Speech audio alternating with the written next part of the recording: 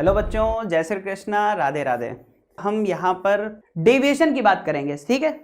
और फिर डेविएशन पर ही बच्चों यहाँ पर एक ग्राफ है, उस पर भी हम बात करेंगे। तो यहाँ पर जरा समझना, तो डेविएशन पर जो ग्राफ है वो एंगल ऑफ इंसिडेंस के साथ कैसा है। इस ग्राफ को तुमने कई बार बुक्स में देखा होगा, लेकिन इसमें कुछ छोटी छोटी बातें हैं जो अपने को कभी समझ नहीं आई, वो जरा समझना क्या है, ठीक है। देखो सर, सबसे पहले अगर हम यहां पर डेविएशन का एंगल ऑफ इंसिडेंस के साथ ग्राफ प्लॉट करें, ये ग्राफ बेटा बहुत इंपॉर्टेंट है, जिसको ये ग्राफ समझ में आ गया उसको प्रिज्म में दिक्कत आ ही नहीं सकती। तो यहां पर समझो ग्राफ कैसा होता है। सर ग्राफ अगर हम देखें तो बेटा ग्राफ कुछ इस तरह का है, ठीक है बच्चों। ग्राफ यहां पर देखो तो कुछ इस तरीके का तुम्हें दिख रहा होगा, ठीक। अब मैं एक एक करके सारी बातें आपको बताऊंगा। पहला, जहां पर बच्चों ध्यान देना, जिस जगह पर तुम्हें सबसे कम डेविएशन दिखाई दे रहा है, जिस जगह पर तुम्हें डेविएशन सबसे कम दिखाई दे रहा है ना, यानी कि इस पॉइंट पर जहां पर डेविएशन सबसे कम है, उस पॉइंट पर angle of incidence angle of emergence के बराबर होता है। पहला पॉइंट मैंने क्या बोला, जिस पॉइंट पर तुम्हें सबसे कम डेविएशन दिखाई दे रहा है उस पॉइंट पर angle of incidence angle of emergence के बराबर होता है। ये डायरेक्ट क्वेश्चन पूछा जा सकता है। तो मिनिमम डेविएशन पर आई और ई बराबर होते हैं। चलो पहले इसी की बात कर लें। तो सर पहला पॉइंट क्या समझ में आया, एट मिनिमम डेविएशन क्या होता है, एंगल ऑफ इंसिडेंस और एंगल ऑफ इमर्जेंस दोनों बराबर होते हैं। अब यार तुम सोचो थोड़ा, अगर आई और ई बराबर हो गए, यानी कि बाहर वाले एंगल बराबर हो गए, तो अंदर वाले तो अपने आप ही बराबर हो जाएंगे स्नेल्स लॉ से। भाई सोचो, अगर आई और ई बराबर है तो R1 R2 भी तो बराबर हो जाएंगे। सर आई और ई बराबर हो गए तो R1 R2 भी बराबर हो जाएंगे। और R1 R2 का सम क्या होता है, ए। तो जरा समझना सर, अगर आई और ई बराबर हो गए तो हम कह सकते हैं R1 और R2 इक्वल हो जाएंगे। और R1 R2 का जो सम है वो कितना है सर, ए। अब सोचो, ये दोनों सर इक्वल हैं और दोनों का सम ए है, इसका मतलब अलग अलग दोनों क्या हैं, a/2 यानी R1 भी कितना हो गया सर, a/2 और R2 भी कितना हो गया, a/2, तभी तो दोनों का सम a आएगा। तो मैंने क्या बोला कि जब भी तुम्हें मिनिमम डेविएशन की बात की जाएगी, I और E बराबर होंगे, R1 R2 दोनों बराबर होंगे a/2 के इक्वल, सही है। अच्छा, फिर सर यहां पर एक फॉर्मूला भी याद रखना है। क्या, देखो बेटा यहां पर क्या फॉर्मूला याद रखना है, प्रिज्म का refractive index divided by surrounding refractive index, मतलब प्रिज्म का रिफ्रैक्टिव इंडेक्स डिवाइडेड बाय उसकी जो सराउंडिंग मीडियम है उसका रिफ्रैक्टिव इंडेक्स। और ये क्या होता है बेटा, sine minimum deviation plus a/2 divided by sine a/2, ये फॉर्मूला याद रखना है, ठीक है। यानी कि प्रिज्म का refractive index divided by surrounding का रिफ्रैक्टिव इंडेक्स बराबर sine minimum deviation plus a/2 divided by sine a/2। ये फॉर्मूला हर बच्चे को तैयार रखना है। तो मिनिमम डेविएशन में बेटा इतने से ही क्वेश्चन पूछा जाएगा, ठीक है। अगर तुमसे मिनिमम डेविएशन के बारे में क्वेश्चन पूछ रहा है तो इतने से ही पूछेगा वो। तो n/n0 यानी प्रिज्म का refractive index upon surrounding refractive index क्या होगा, साइन डेलमिन plus a/2 upon sine a/2। एक तो ये याद रखना है। दूसरा, मिनिमम डेविएशन पर आई और ई बराबर होते हैं, R1 R2 आपस में बराबर होते हैं a/2 के इक्वल। ये चीजें याद रखनी है, ठीक है सर। तो सर ये तो आपने बात कर ली मिनिमम डेविएशन की। अब इसके अलावा और क्या क्या पॉइंट्स है वो भी देखो, ठीक है। तो ये तो हो गया बेटा मिनिमम डेविएशन, है ना। क्या एक मिनिमम डेविएशन पे क्वेश्चन कर ले फिर आगे बढ़े। तो बेटा एक क्वेश्चन देखो पहले, ये क्वेश्चन आपसे मिनिमम डेविएशन के ऊपर ही पूछा गया है जेई में, है ना। जरा क्वेश्चन देखते हैं क्या है। हमसे बोला गया है कि एक मोनोक्रोमेटिक लाइट है। मोनोक्रोमेटिक का मतलब होता है सिंगल कलर, क्रोमेटिक मतलब कलर, तो मोनोक्रोमेटिक मतलब सिंगल कलर की लाइट है, सिंगल वेवलेंथ की लाइट है। कह रहे हैं कि किसी एंगल पर एक इक्विलेटरल, बेटा इक्विलेटरल प्रिज्म का मतलब क्या है, इक्विलेटरल का मतलब हो गया, ये देखो ये क्या है बेटा, इक्विलेटरल प्रिज्म। तो जरा समझना सर, ये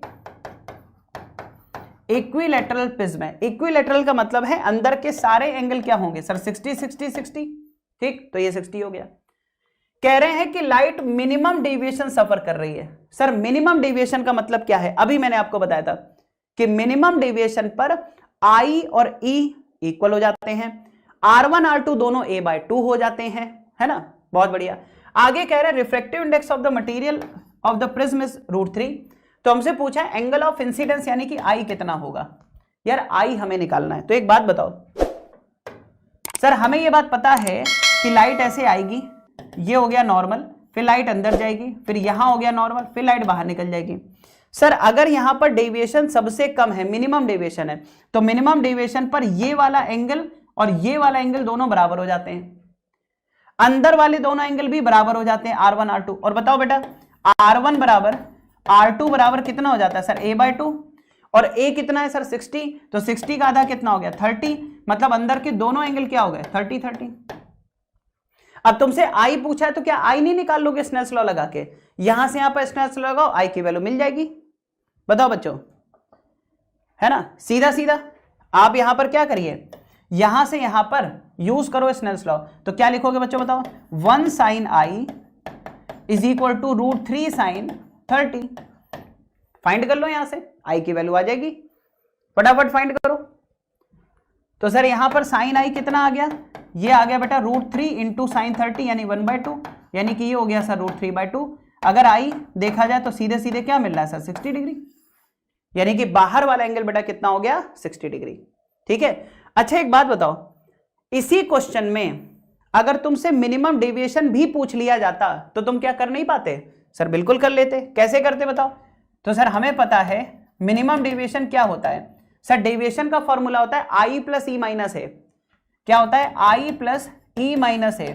और मिनिमम डेविएशन पर आई और ई दोनों सेम हो जाते हैं, तो इस ई की जगह भी अगर हम आई रख दें तो ये हो गया 2i माइनस ए, यानी कि 2, और आई अभी हमने कितना फाइंड किया 60, तो यहां रख दिया तुमने 60 माइनस ए कितना है 60, तो कितना आ जाता सर 60, 120 माइनस 60 60। तो अगर मिनिमम डेविएशन पूछता, वैसे पूछा नहीं उसने, बट अगर पूछता तो आंसर क्या होता 60। ठीक है। और आई की वैल्यू कितनी आ रही 60, मतलब कि बेटा थर्ड ऑप्शन यहां पर करेक्ट है। ठीक है। तो सर मिनिमम डेविएशन की जो कहानी है वो तो आपने सर बता दी, बिल्कुल। अब बच्चों एक कहानी और सुनो, ठीक है। मिनिमम डेविएशन में ही एक चीज और मैं आपको बता रहा हूं, ध्यान से सुनना। तो सर अभी ये चीज तो हम लोगों ने पढ़ ली है ना, ये चीज तो आपने बता दी, इसमें तो सर हमें कोई दिक्कत नहीं है। ठीक है, समझना बच्चों। तो मिनिमम डेविएशन तो अपने को पता चल गया। अब बच्चों इसी के अंदर और भी कुछ इंपॉर्टेंट बातें हैं, उनको देखते हैं। ठीक है, देखो बच्चों यहां पर, ठीक है, ये हटा देते हैं क्योंकि ये वाली चीज तो सीख ही चुके हैं, मिनिमम डेविएशन तो हो गया।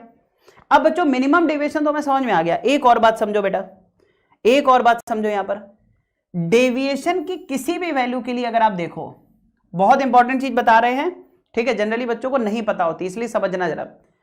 बच्चों डेविएशन की किसी भी एक वैल्यू के लिए अगर आप देखो तो यहां पर क्या होता है, आई की हमें दो वैल्यू मिलती हैं, एक यहां पर और एक यहां पर। ठीक है, मिनिमम तो तुम्हें यहां पर मिल रहा था, समझना जरा, बहुत इंपॉर्टेंट बात है। बच्चों आप ध्यान से देखो तो जो मैंने ग्राफ बनाया है ना, ग्राफ ड्रॉ किया है, वो इस तरफ ज्यादा टिल्ट है। अगर आप ध्यान से देखो तो यहां पर ऐसा है, इधर मैंने थोड़ा ज्यादा टिल्ट किया है, इधर ज्यादा टिल्ट किया है, जानबूझ के ऐसा किया है। ग्राफ ऐसा ही होता है, इस तरफ ज्यादा टिल्ट होता है। क्यों होता है? ठीक है, और उसके क्या इफेक्ट है वो जरा समझना, उसके क्या रिजल्ट्स हैं उनको समझना।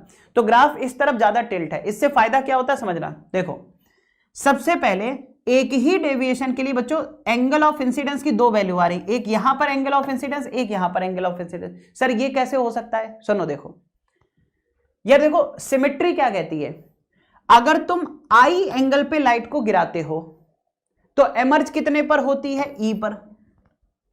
इसका उल्टा क्या होगा, अगर ई एंगल पर लाइट आएगी, अगर ई एंगल पर इंसिडेंट कराते तो कितने पर एमर्ज होती? आई पर। इसका उल्टा, भाई आई पर इंसिडेंट कराया तो ई पर निकल गई, अगर ई पर गिराओगे तो आई पर निकल जाएगी। लेकिन यार आई और ई का जो सम है वो तो वही रहेगा ना, क्योंकि डेविएशन क्या है, आई प्लस ई माइनस है। जैसे 30 पर गिराया 45 पर निकली, तो 45 पर गिराओगे 30 पर निकलेगी, तो आई प्लस ई माइनस है तो उतना ही रहा ना, यानी कि डेविएशन तो सेम ही रहा। तो आई पर इंसिडेंट कराया ई पर निकली, ई पर इंसिडेंट कराया आई पर निकल गई। तो आई और ई ये दो एंगल ऑफ इंसिडेंस ऐसे हैं जिसके लिए तुम्हें सेम डेविएशन मिल रहा है।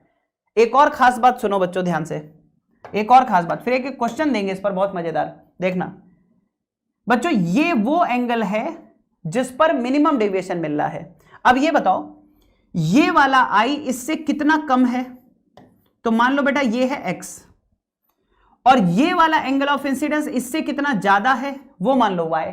अगर मैं तुमसे पूछूं कि बताओ एक्स और वाई में तुम्हें कौन सा ग्रेटर दिखाई दे रहा है, मतलब कि मिनिमम एंगल ऑफ डेविएशन से तुम इधर आए और मिनिमम वाले से उधर गए, तो ये एक्स और ये वाई मिला। अगर मैं तुमसे पूछूं एक्स और वाई में ग्रेटर कौन है, तो तुम्हारा आंसर क्या होगा कि सर वाई ज्यादा है। इस ग्राफ में तुम क्या बोलोगे कि सर वाई की वैल्यू एक्स से हमें ज्यादा दिखाई दे रही है, y की वैल्यू सर x से हमें ज्यादा दिखाई दे रही है। अब एक मैं तुम्हें क्वेश्चन देता हूं तो वहां तक तुम्हें चमकेगा कि अच्छा इसका ये मतलब था। देखना बच्चों, जैसे मान लो एक क्वेश्चन है, सुनना ध्यान से, ठीक है। देखो जैसे मान लो बच्चों यहां पर अगर आप देखो तो इस तरीके से मान लो एक ग्राफ आपको दे रखा है ना, डेविएशन का i के साथ एक ग्राफ दे रखा है, ठीक है सर। यहां पर बोला गया कि जो मिनिमम एंगल ऑफ डेविएशन है वो जिस आई पर हमें मिल रहा है वो है बेटा यहां पर 45 डिग्री, यानी कि I is equal to 45 degree पर हमें मिनिमम डेविएशन मिल रहा है, ठीक है सर। उसके बाद हमें बोला गया कि डेविएशन की एक पर्टिकुलर वैल्यू है, मतलब एक ऐसा डेविएशन है जिसके लिए हमें दो एंगल ऑफ इंसिडेंस मिल रहे हैं, जिसमें से एक एंगल ऑफ इंसिडेंस की वैल्यू तुम्हें दी गई है और दूसरा एंगल ऑफ इंसिडेंस तुम्हें बताना है। बहुत ध्यान से सुनना क्वेश्चन, ये केवल वही बच्चा कर पाएगा जो ढंग से समझ रहा होगा सारी चीजें। ये वाला आपको एंगल ऑफ इंसिडेंस 40 डिग्री दिया हुआ है और ये वाला एंगल ऑफ इंसिडेंस तुमसे पूछा गया है, ठीक है।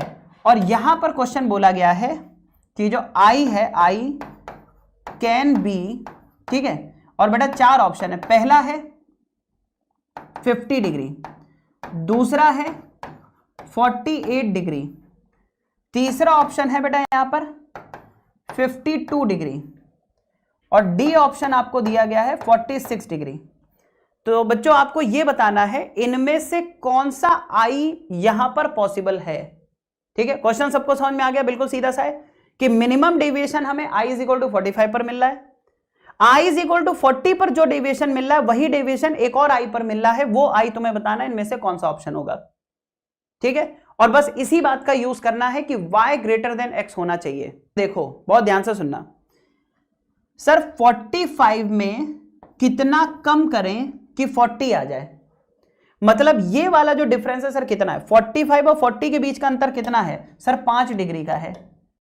45 और 40 के बीच का अंतर कितना है सर 5 डिग्री का है, बिल्कुल। तो ये डिफरेंस तो हो गया बेटा 5 डिग्री का, यानी कि ये जो डिफरेंस है ये 5 डिग्री से ज्यादा होना चाहिए, क्योंकि अभी आपने बताया y की वैल्यू x से ज्यादा होनी चाहिए। तो बेटा ये जो डिफरेंस है it should be greater than 5 degree. अब जरा मुझे एक बात बताओ, 45 में अगर तुम 5 ऐड कर दो तो कितना आएगा सर 50, लेकिन हम कह रहे हैं ये डिफरेंस 5 से ज्यादा है, यानी कि ये वाला जो एंगल है I वो बेटा 50 डिग्री से ज्यादा होना चाहिए। बताओ भाई ये अंतर कितना था 5, तो ये वाला डिफरेंस होना चाहिए 5 से ज्यादा। 45 में 5 ऐड करोगे 50 आ जाएगा और 5 से ज्यादा ऐड करोगे तो 50 से ज्यादा आएगा, तो मतलब यहां पर जो एंगल है वो 50 डिग्री से ज्यादा है, ठीक है बेटा। और 50 से ज्यादा हमारे पास एक ही ऑप्शन है 52। आप कुछ लोग बोलेंगे सर अगर दो ऑप्शन मान लो 52 से मतलब 50 से ज्यादा होते तब, तो बेटा वो ऐसा देगा ही नहीं क्वेश्चन आपको हमेशा उसी तरह से दिए जाते हैं जो इंफॉर्मेशन उन्होंने दी गई है उसके हिसाब से जो फिट बैठते हैं, ठीक है। तो इस क्वेश्चन में इतनी कम इंफॉर्मेशन दी गई है कि ग्राफ का ही यूज करके हम इसको सॉल्व कर पाएंगे, ठीक है बेटा। तो ये यहां पर तरीका था, तो ये मैंने एक और आपको बात बता दी जो आपको याद रखनी है, ठीक है। अब एक चीज मैं आपको और इसके अंदर बता दूं जो आपको याद रखनी है, वो क्या है, ध्यान से सुनना। तो बेटा एक तो मिनिमम डेविएशन की बात हम लोगों ने कर ली, हाँ सर। हमने यहां पर यह भी बात कर ली कि x और y में कौन बड़ा होगा कौन छोटा होगा, ये हमने बात कर ली है कि नहीं बच्चों। हमने ये भी बात कर ली कि एक ही डेविएशन के लिए दो एंगल ऑफ इंसिडेंस हो सकते हैं, ठीक है, बहुत बढ़िया। अब बच्चों एक चीज और सुनिएगा, अब यहां पर आपको दिख रहा होगा कि सर ज्यादा से ज्यादा एंगल ऑफ डेविएशन क्या हो सकता है। मिनिमम की तो बात कर ली, अब हम बच्चों यहां पर बात करने जा रहे हैं delta maximum. For maximum deviation क्या होना चाहिए, अब समझना सर। मैक्सिमम डेविएशन तो हमें यहां पर मिल रहा है, ठीक है, मैक्सिमम डेविएशन सर हमें यहां पर मिल रहा है, ये है बेटा डेल्टा मैक्स। ये यहां पर क्या है बेटा, डेल्टा मैक्स। अब डेल्टा मैक्स के लिए अगर आप एंगल ऑफ इंसिडेंस देखो तो सर एक एंगल ऑफ इंसिडेंस तो यहां दिख रहा होगा आपको, और एक एंगल ऑफ इंसिडेंस बेटा यहां पर दिखाई दे रहा होगा डेल्टा मैक्स के लिए। तो ध्यान रखना, मैक्सिमम डेविएशन के लिए दो एंगल ऑफ इंसिडेंस पॉसिबल हैं, एक कम और एक ज्यादा।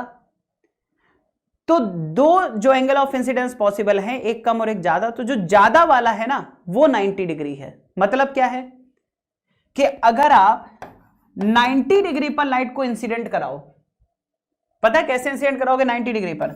90 डिग्री पर इंसिडेंट कराने का मतलब है लाइट नॉर्मल से 90 डिग्री बना रही है, मतलब कि वो सरफेस को छूते हुए जा रही। मान लो सरफेस को छूते हुए गई तो ये वाला एंगल कितना हो गया, 90 डिग्री। तो जब यहां पर 90 बना तो मान लो लाइट अंदर गई और यहां का एंगल कितना बन गया, अल्फा। मतलब कि जब लाइट 90 डिग्री पर इंसिडेंट कराया तो कितने पर एमर्ज हुई बेटा, अल्फा पर। इस सिचुएशन में आपको मैक्सिमम डेविएशन मिलेगा, यानी कि दो में से आई और ई, दो में से एक एंगल 90 डिग्री होने पर मैक्सिमम डेविएशन मिलता है। सोचो 90 पे गिराया तो अल्फा पे निकली, यानी कि अगर अल्फा पे गिराते तो 90 पर निकलती। भाई 90 पर गिरा अल्फा पे निकली, अल्फा पे गिराते तो 90 पर निकलती। दोनों केस में आपको मैक्सिमम डेविएशन मिलेगा। तो मैक्सिमम डेविएशन के लिए याद रखना है कि आई या फिर ई में से कोई एक क्या होना चाहिए, π/2 होना चाहिए, यानी कि 90 डिग्री होना चाहिए, तो आपको मैक्सिमम डेविएशन मिलेगा। तो ये तीनों बातें मैंने ग्राफ से रिलेटेड आपको बता दी। मिनिमम डेविएशन के लिए आई और ई सेम होने चाहिए, मैक्सिमम डेविएशन के लिए आई और ई में से कोई भी एक π/2 यानी 90 डिग्री होना चाहिए। तीसरी बात, डेविएशन की किसी भी वैल्यू के लिए दो एंगल ऑफ इंसिडेंस पॉसिबल हैं, ठीक है, एक कम और एक ज्यादा। जो ज्यादा वाला है यानी कि जो आपको एक्स और वाई मैंने बताया उसमें वाई जो है वो एक्स से ज्यादा है, तो ये याद रखना आपको, ठीक है।